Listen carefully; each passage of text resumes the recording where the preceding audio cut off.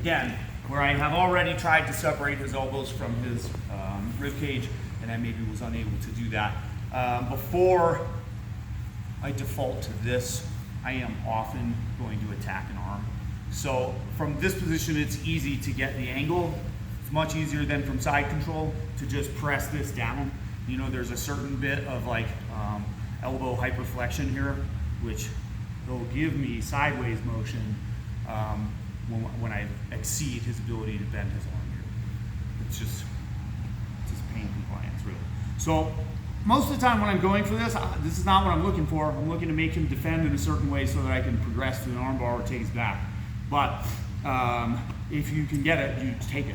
Right? Why wouldn't you? So you have to know how to do it right. So I do see like some common mistakes with this. It's a super simple submission.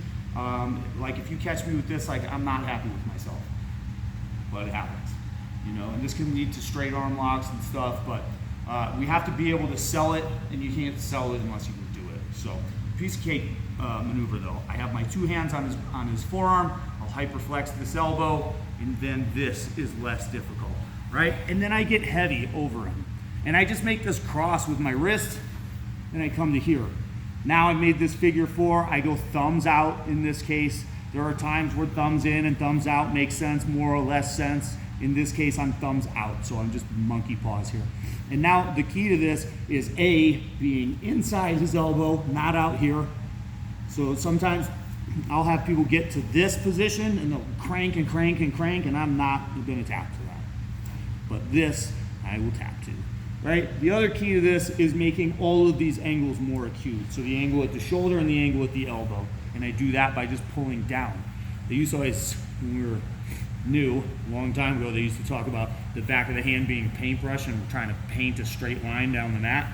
So when I pull the elbow and the shoulder into more acute angles, it looks like that hand is dragging straight down in a straight line. Man, I can't talk to it. So from here, super easy for me to just lift at the elbow.